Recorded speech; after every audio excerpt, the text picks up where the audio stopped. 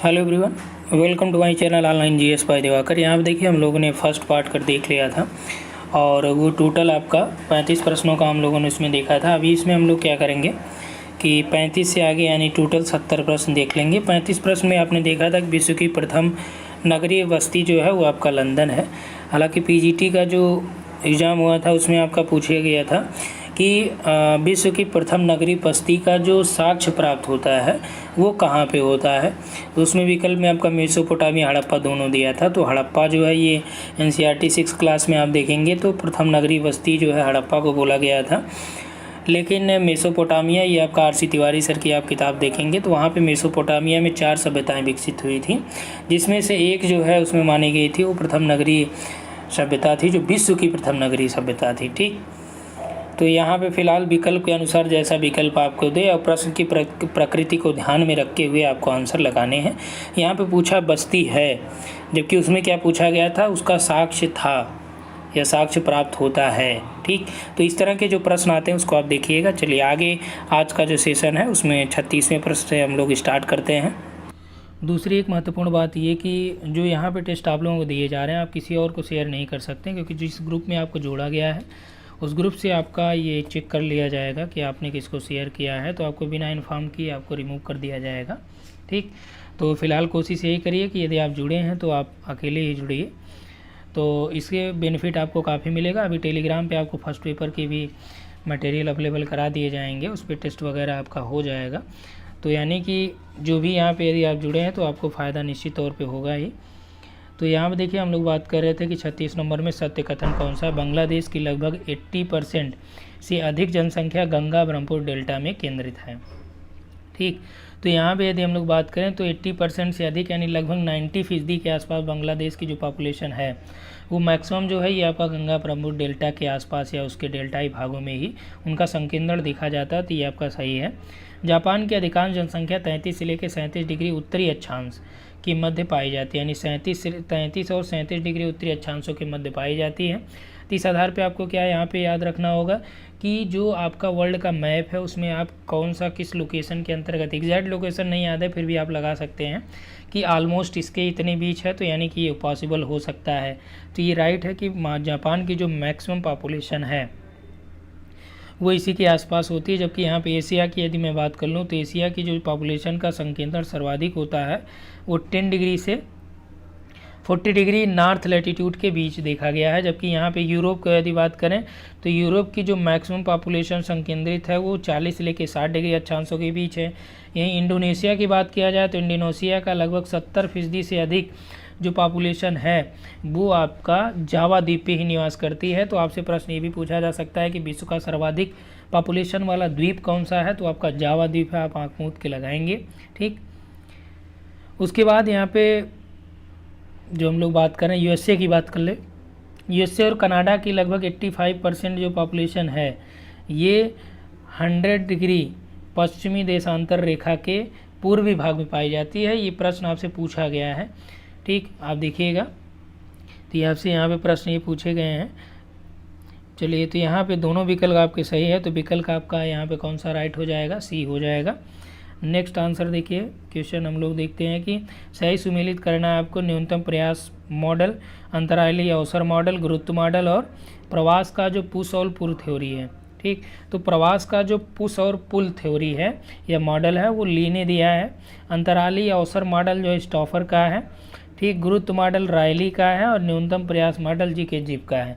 तो बी का यहाँ पे 2 है आपका। यहाँ पे देखिए जिस तरह से जीआईसी में बनाया था कि जो आपके सही हैं उसमें आसानी जो आपको आ रहे थे उसमें सही को सही से मिला दिया था, तो उसी तरह से कोशिश किया गया कि यहाँ पे भी प्रश्न बनाने का। न्यूनतम प्रयास मॉडल जी के जिप का है तो एक आपका 3 हो जाता है। 3 में देखिए 3 को 3 में किया गया है। ठीक, गुरुत्व मॉडल रायली का है, तो यदि आपको गुरुत्व मॉडल नहीं याद आ रहा है तो आप इसको नहीं सही कर पाएंगे। तो यहाँ पे देखिए सी विकल्प आपका यहाँ पे सही हो जाएगा 37 का। ठीक, 38 में देखिए मरुस्थलीय क्षेत्र जहाँ धूल भरी आंधियाँ चलती हैं और यहाँ किस प्रकार के ग्रामीण अधिवास पाए जाते हैं। रैखिक हो गया, आयताकार है, वृत्ताकार प्रतिरूप है या अनियमित प्रतिरूप है। तो ऐसे क्षेत्र चाहे आप जैसलमेर वाला ले लीजिए, राजस्थान का है, राजस्थान के अन्य क्षेत्र ले लीजिए जहाँ पे धूल भरी आंधियाँ चलती हैं, या सहारा वाला क्षेत्र ले लीजिए वहाँ पे जो ग्रामीण अधिवास होते हैं, क्योंकि शहरी अधिवास तो देखने को मिलेगा नहीं, तो रहेगा कौन सा, ग्रामीण अधिवास होगा। तो ग्रामीण अधिवास का जो प्रतिरूप होता है वो कैसा प्रतिरूप होगा। अब देखिए ये महत्वपूर्ण टॉपिक है, आप इसको देख लीजिएगा एक बार कि जो ग्रामीण और नगरीय प्रतिरूप हैं उसको आप देख लीजिए कहाँ पे किस प्रकार का प्रतिरूप होता है। और नाभिकीय प्रतिरूप में बहुत ही उसमें आप देखेंगे आपको कन्फ्यूजन रहेगा कि कौन सा नाभिकीय प्रतिरूप कहा जाता है। ठीक, तो यहाँ पे देखिए ग्रामीण अधिवास कौन सा यहाँ पे पाया जाएगा, तो वहाँ पे जो ग्रामीण अधिवास देखने को मिलेंगे वो आयताकार प्रकृति के होंगे, इस तरह से जब बने होंगे तो धूल भरी आंधियों से ये क्या करेंगे, इसकी रक्षा करते हैं। हायट यानी होमर और हायट ने जो खंड स्तर सिद्धांत दिया था, सेक्टर थ्योरी होमर हायट की थी, ये आप जानते हैं। उन्होंने निम्न श्रेणी का आवास किसको बताया था, तो 5 उन्होंने स्टेप बताए थे या 5 खंड बताए थे होमर हायट ने अपने सेक्टर थ्योरी में। ठीक, उसमें से कौन सा खंड जो है होमर हायट ने निम्न श्रेणी के आवासों के लिए बताया था। ठीक, तो यहाँ पे जो आपका विकल्प दे रखा है तो इसमें राइट आंसर जो हो जाएगा वो हो जाएगा आपका सी नंबर, यानी कि जो तीसरा खंड होमर हायट ने बताया था या हायट महोदय ने बताया था कि तीसरा जो खंड है ये निम्न श्रेणी के आवासों से संबंधित हैं। ठीक, तो यहाँ पे आप जो है एक बार होमर और हायट का पूरा खंड सिद्धांत समझ लीजिए कि उसने क्या क्या। तो होमर हायट ने ये सिद्धांत कब दिया था, 1939 में दिया था। ठीक, और इन्होंने किस देश के संदर्भ में दिया था, तो अमेरिका के संदर्भ में इन्होंने दिया था। और अमेरिका के लगभग 141 नगरों को इन्होंने इस आंकड़ों के आधार पे जो है उसकी भीतरी बनावट यानी नगरों के विकास और उनकी आंतरिक बनावट के रूप में यह सिद्धांत प्रतिपादित किया था। ठीक, और यह जो सिद्धांत रहा है खंड सिद्धांत, ये बर्गेस का जो संकेंद्रीय वलय सिद्धांत था उसकी जो कमजोरियां थीं उसको ध्यान में रखते हुए इसे बांटा गया था। ठीक, तो इसमें 5 खंड बनाए गए थे और वो पांचों खंड आप यहाँ से देख लीजिए कि कौन कौन सा खंड था। तो सबसे पहला जो खंड था वो CBD क्षेत्र था, यानी सेंट्रल बिजनेस डिस्ट्रिक्ट जिसे बोलते हैं, केंद्रीय व्यापारिक क्षेत्र था। ठीक, दूसरा वाला जो एरिया इन्होंने बताया था तो वो इस तरह से इन्होंने बनाया था। ठीक, ये दूसरा वाला एरिया इन्होंने बनाया था। और दूसरे में क्या उन्होंने बोला कि इसमें थोक व्यापार होगा और हल्के वाले जो विनिर्माण क्षेत्र वाली वस्तुएं हैं उनका निर्माण यहीं पे होगा। ठीक, और उसके बाद उन्होंने जो तीसरे नंबर का बताया था, तो यहाँ पे कलर थोड़ा सा चेंज कर देते हैं। ठीक, जो तीसरे नंबर का बताया था, तीसरा उन्होंने इसको बताया था और इसमें उन्होंने ये बोला था कि ये जो है ये निम्न स्तर के यानी निम्न श्रेणी का जो ये है आवासीय क्षेत्र है। क्योंकि आप जानते हैं कि जो CBD वाला एरिया होता है, जैसे आप सिटी की ही एक तुलना कर लीजिए कि जो मलिन बस्तियां वगैरह होती हैं, एक तो होता है वो कि सिटी से बाहर स्थापित होती हैं, दूसरा वो होता है कि जो केंद्रीय व्यापारिक क्षेत्र होता है उसके आसपास जो है निम्न श्रेणी के आवास देखने को मिलते हैं। क्योंकि वहाँ के जो सड़क हैं या वहाँ की दुकानें हैं या वहाँ के जो भवन है उसकी साफ़ सफाई के लिए ये निम्न श्रेणी के आवास क्षेत्रों में रहने वाले लोगों की आवश्यकता पड़ती है। और कारण ये भी है क्योंकि यदि ये दूर से आएंगे तो पहुंचने में उनको समय ज़्यादा लगेगा, तो इसलिए वो वहाँ की स्थिति इससे प्रभावित होगी। ठीक, तो इसलिए जो होमर हायट ने बताया था कि जो तीसरा वाला है वो आपका CBD और जो विनिर्माण क्षेत्र है हल्का उद्योग वाला उसके चारों तरफ ये बस्तियाँ होंगी। ठीक, उसके बाद यहाँ पे भी इन्होंने तीसरा बताया था। चौथे की हम लोग बात करें तो 4 नंबर पे उन्होंने ये बताया कि जो ये आपका यहाँ पे भी 3 नंबर हो जाता है, ये 5 नंबर उन्होंने बताया था और ये सारे उन्होंने 4 नंबर बताए थे। ठीक, 4 नंबर में वो ये बोलें कि मध्यम श्रेणी की जो आवासीय क्षेत्र वो यहाँ पे होंगे और जो उच्च श्रेणी का आवासीय क्षेत्र है वो 5 नंबर में होगा। यानी जो शहर मान लीजिए CBD वाला एरिया है तो उच्च श्रेणी का आवास जो है CBD से भी ये कनेक्टेड होता है, यानी कि यहाँ पे उच्च श्रेणी का आवास बन जाएगा, ये निम्न श्रेणी का आवास है तो ये यहाँ पे भी काम कर जाएंगे और यहाँ पे वर्क इनका लगेगा तो यहाँ पे भी काम कर जाएंगे। ठीक, तो यानी कि जो निम्न श्रेणी के आवास वाले रहने वाले लोग हैं उनका दोनों तरफ ये योगदान होता है, चाहे वो मध्यम श्रेणी के आवास हो या उच्च श्रेणी के आवास हो, उन घरों में काम करने के लिए निम्न श्रेणी में रहने वाले लोगों की आवश्यकता होती है। ठीक, तो यहाँ पे जो राइट आंसर आपका हो जाएगा वो C हो जाएगा, यानी 3 हो जाएगा। 5 नंबर में उच्च श्रेणी होते हैं और 4 नंबर में मध्यम होता है, 3 नंबर में निम्न होता है, 2 नंबर में थोक व्यापार और हल्का विनिर्माण क्षेत्र होता है, 1 नंबर में उन्होंने क्या बताया, 1 नंबर में बोला भाई ये CBD वाला एरिया, सेंट्रल बिजनेस डिस्ट्रिक्ट, यानी कि शहर का सारा कुछ संकेंद्रण यहीं पे होता है जो व्यापार से संबंधित होता है। कारखानों से कोयला निकालना किस आर्थिक क्रिया में आएगा, तो देखिए कारखानों से कोयला निकालना, जंगलों से लकड़ी लाना, ठीक, ये सारी क्रियाएं जो है प्राइमरी एक्टिविटी के अंतर्गत आती हैं। क्लियर हुआ यहाँ पे।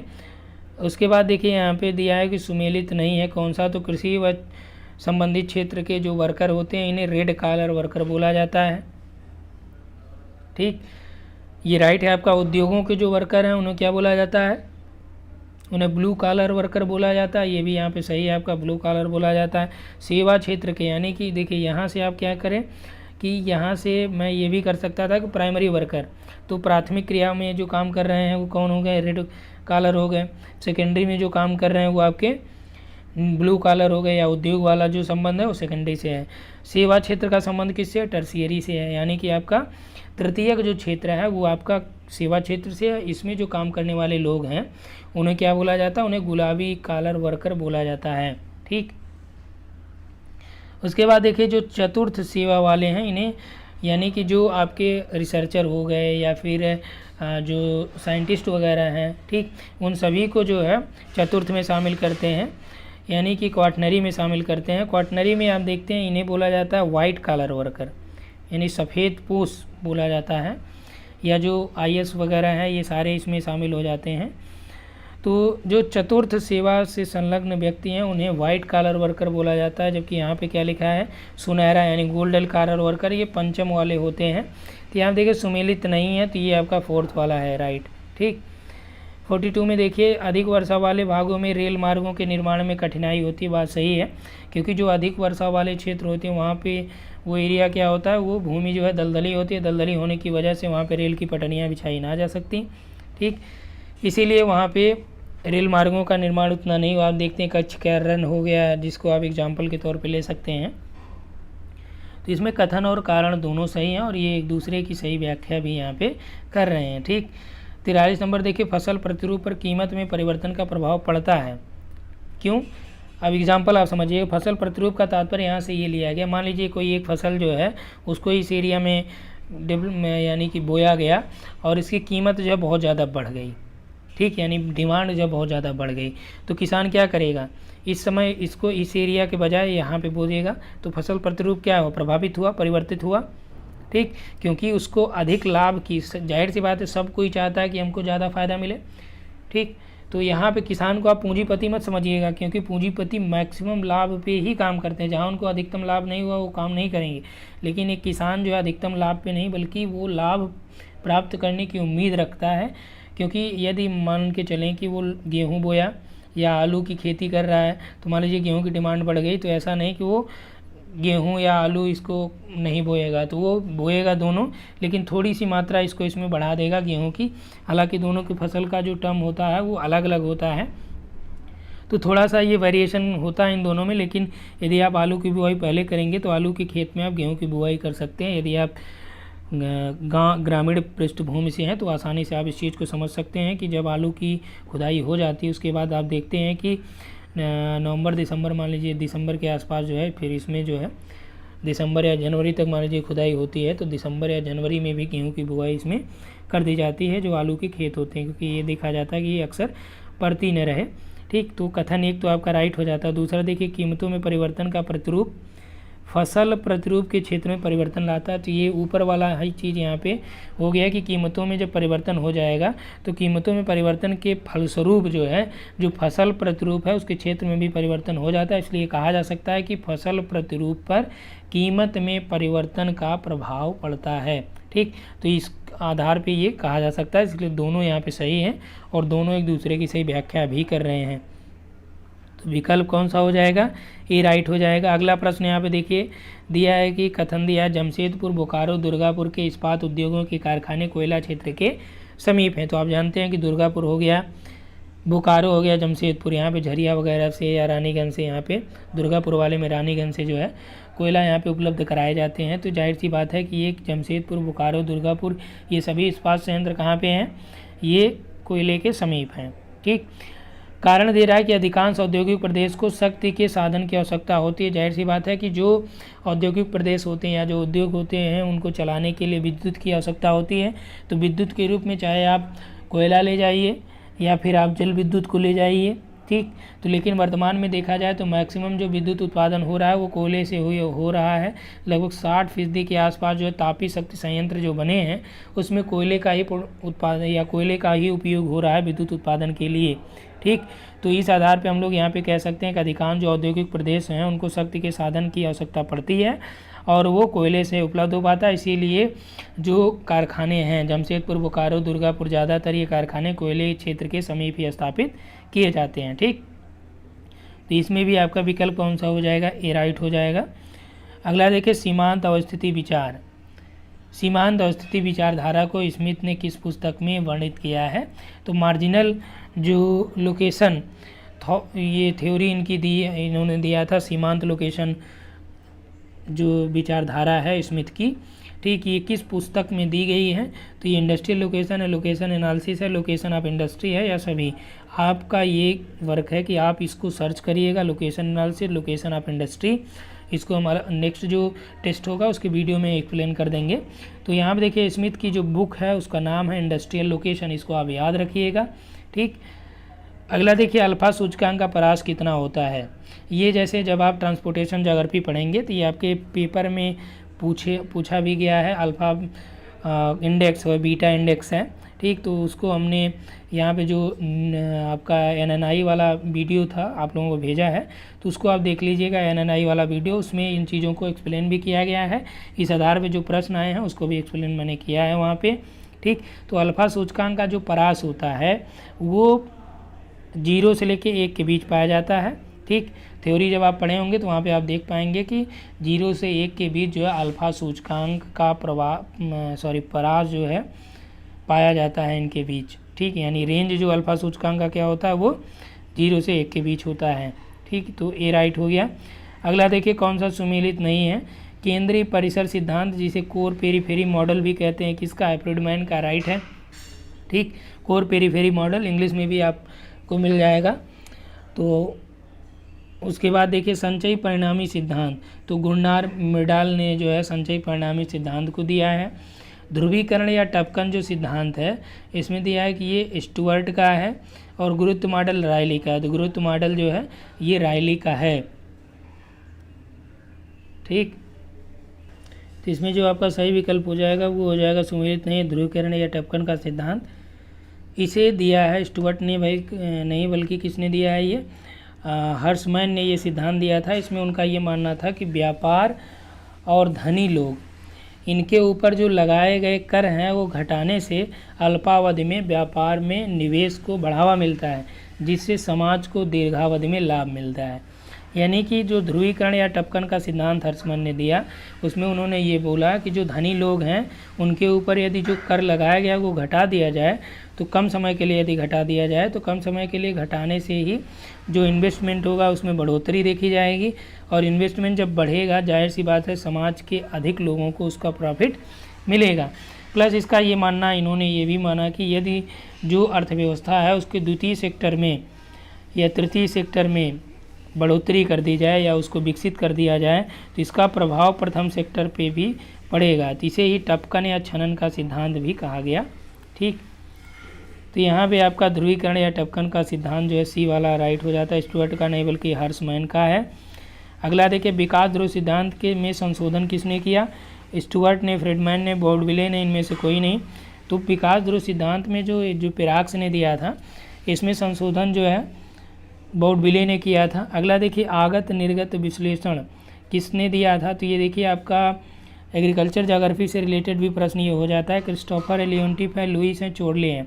तो आगत निर्गत मॉडल जो दिया है ये लियोन्टिफ महोदय ने दिया था। और रिन ज्योग्राफी ऑन यूरोपा ये बुक किसके द्वारा लिखी गई?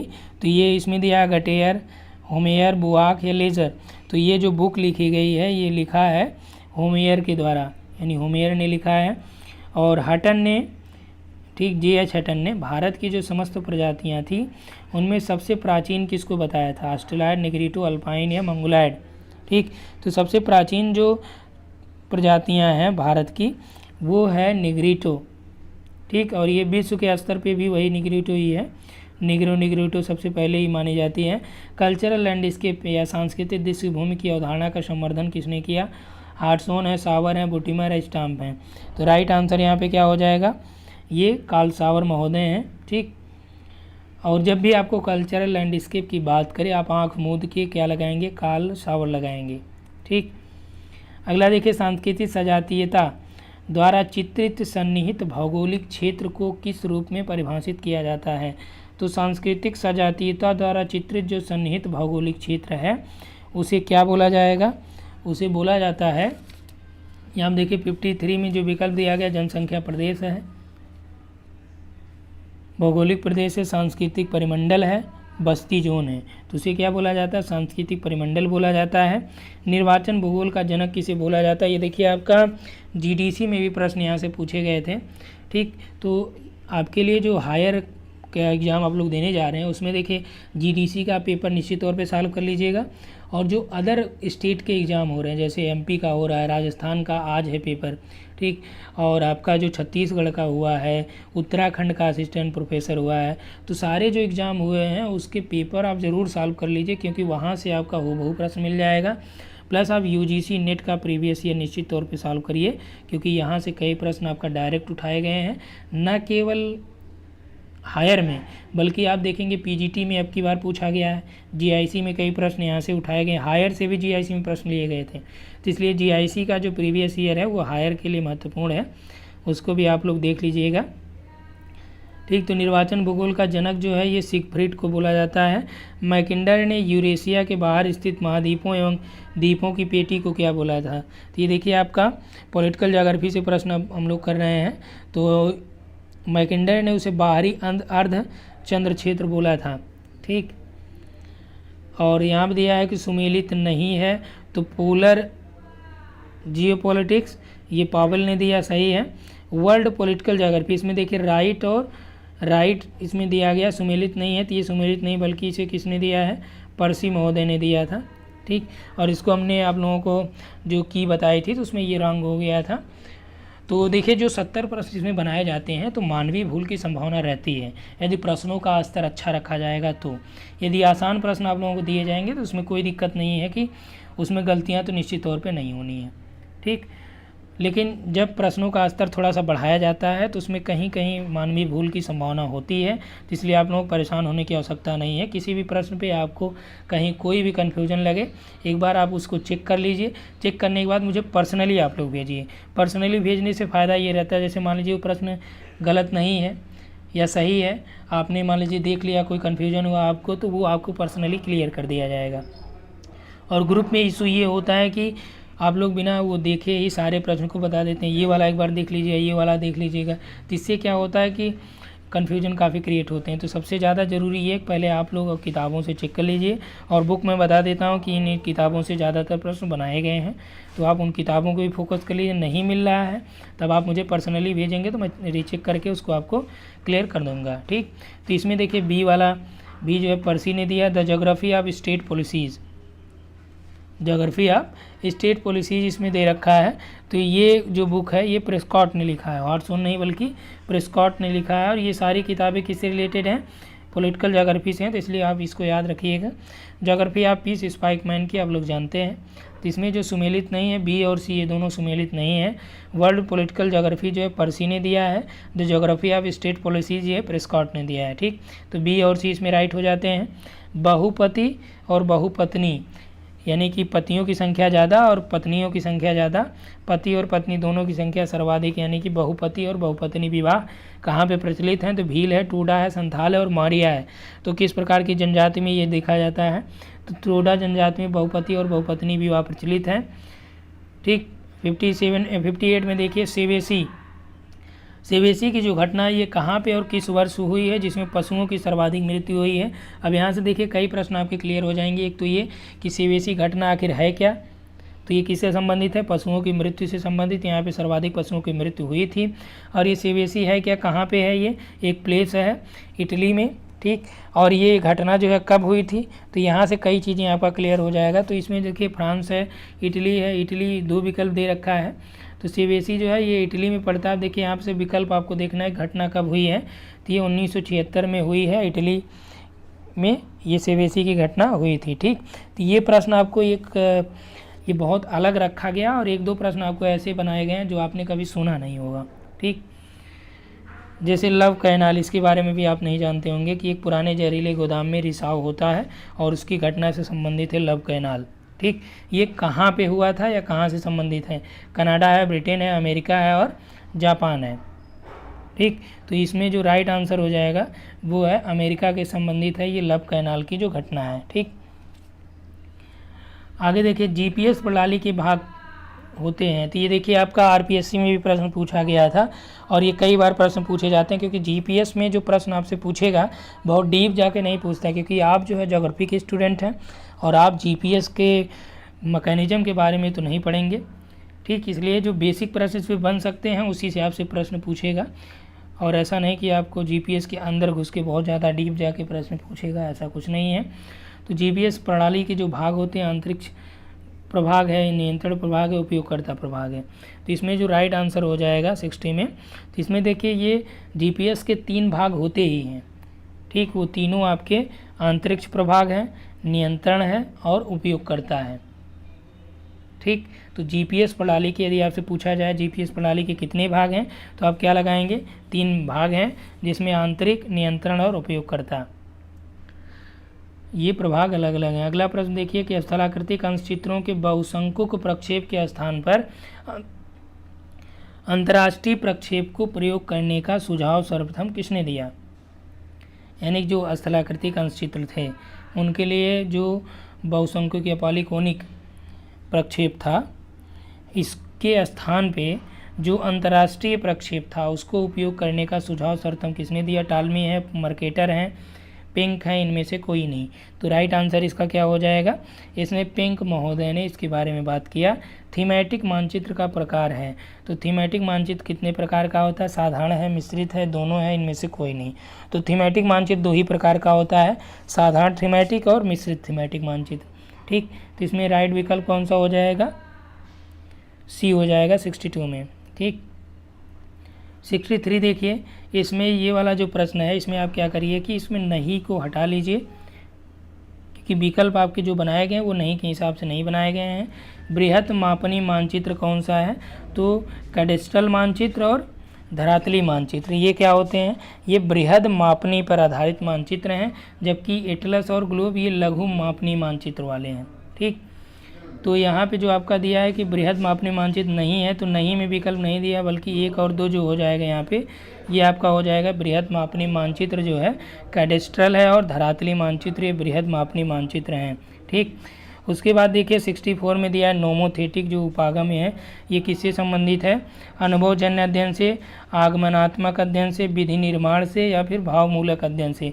ये देखिए नोमोथेटिक उपागम जो है आप देखेंगे प्रीवियस ईयर, चाहे नेट का पेपर आप सॉल्व करेंगे या हायर का देखेंगे, तो उसमें यही दिया विकल्प आंसर ये दिया है अनुभवजन्य उपागम। लेकिन जो मैंने देखा, इसलिए यहाँ पे ये प्रश्न आप लोगों के लिए बनाया गया कि नोमोथेटिक जो अप्रोच होता है उसमें विधि निर्माण संबंधी अध्ययन किया जाता है या नए सिद्धांतों की बात की जाती है। ठीक, तो नोमोथेटिक जो अप्रोच होता है उसमें क्या होता है कि विधि निर्माण या लॉ के बारे में यहाँ पे बात किया जाता है, नए जो रूल्स होते हैं उसकी बात की जाती है, तो ये विधि निर्माण संबंधी नए उपागम की बात करता है। ठीक, तो इसमें राइट आंसर आपका 64 में हो जाएगा सी।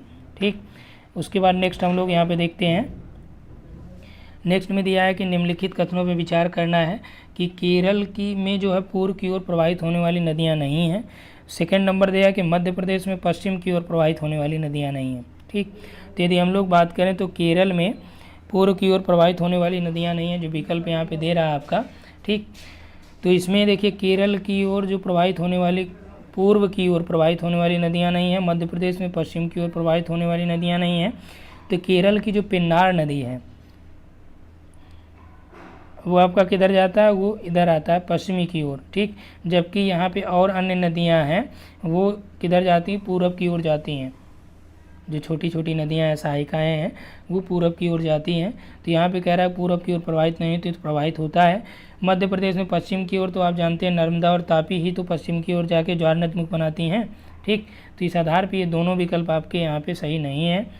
उसके बाद देखिए यहाँ पे गोदावरी के बारे में दिया है कि गोदावरी की सहायक नदी है तो बंसधारा है, इंद्रावती, प्राणहिता, पेन्नार। ठीक, तो गोदावरी की जो सहायक नदी 1 2 3 है, 2 3 4 है, 1 2 4 है और 2 और 3 है। तो यहाँ पे जो आपका राइट आंसर हो जाएगा इंद्रावती और प्राणहिता। इंद्रावती आप जानते हैं छत्तीसगढ़ में है। तो ये दोनों जो नदियाँ हैं गोदावरी की सहायक नदी है। तो सहायक नदियों के बारे में आप याद रखिएगा, क्योंकि ज़्यादातर बार जो प्रश्न अब बना रहा है गंगा की सहायक नहीं बना रहा है, बल्कि किसकी सहायक बना रहा है। जैसे दक्षिण भारत की नदियाँ ले लिया, वहाँ से इनकी सहायक बना रहा है।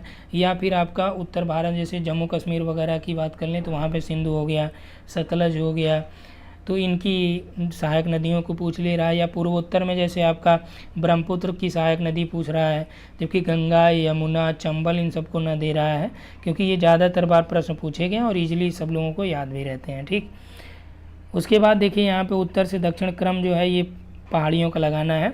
तो नल्ला मलाई हो गया, नीलगिरी हो गया, जावेदी, अन्नामलाई। तो यहाँ पे यदि हम मैप की बात करें तो यहाँ पे आप देखिए जो नल्ला मलाई है, ठीक, तो नल्ला मलाई ये आपका आंध्र प्रदेश में यहाँ पे है, पालकोंडा, नालकोंडा आंध्र प्रदेश के दक्षिणी भाग की हम लोग बात कर लें। जावेदी आपका तमिलनाडु में हो गया, नीलगिरी यहाँ पे है, अन्नामलाई यहाँ पे है। तो उत्तर से दक्षिण क्रम बोल रहा है तो ये आपका हो जाएगा नल्ला मलाई, जावेदी, नीलगिरी और अन्नामलाई। ठीक, तो यहाँ पे सी विकल्प आपका राइट हो जाएगा। उसके बाद देखिए 68 में जावर रामपुरा अगूचा खनन क्षेत्र जो है किस खनिज से संबंधित है। तो जावार की खाने, रामपुरा, अगूचा खनन क्षेत्र, ये आपका बॉक्साइट, यूरेनियम, सीसा, जस्ता, तांबा। तो किससे रिलेटेड है ये सीसा जस्ता के प्रोडक्शन से। और सीसा जस्ता जो आपसे पूछा जा सकता है कि कौन से ट्विंस खनिज हैं, तो सीसा जस्ता को आप कह सकते हैं कि ट्विंस में आता है। जहाँ पे सीसा निकलता है वहाँ पे जस्ता भी इसके साथ निकलता है। अगला देखिए किस वर्ष जो है 1948 के औद्योगिक नीति में व्यापक परिवर्तन के बाद दूसरी औद्योगिक नीति की घोषणा कर दी गई थी। तो ये आपका 1956 में हुआ था। औद्योगिक नीतियों के बारे में आप जानते हैं, सारी औद्योगिक नीतियाँ आप याद रखिएगा। और नवीनतम जो 1991 की थी उसको भी आप ध्यान में रखिएगा। तो 1948 के बाद दूसरी जो आई थी 1956 में आई थी। ठीक, और ये जो लास्ट प्रश्न है 70 नंबर का, ये दिया है कि सिग्मा इक्वल टू यहाँ पे ये under root sigma x minus x का whole square divide by n. ये जो फार्मूला होता है ये किसके लिए यूज होता है, माध्यिका है, मानक विचलन है, हरात्मक माध्य, इनमें से कोई नहीं। तो ये किसके लिए यूज होता है, तो ये आपका मानक विचलन के लिए उपयोगी होता है। देखिए माध्यिका, हरात्मक माध्य, मानक विचलन सारे फार्मूले आप जो है जो आपका प्रैक्टिकल ज्योग्राफी उसमें आपको ये पढ़ेंगे। ठीक, तो इस वीडियो में हम लोग इतना ही बात करेंगे। तो आज के लिए इतना ही। Thanks for watching.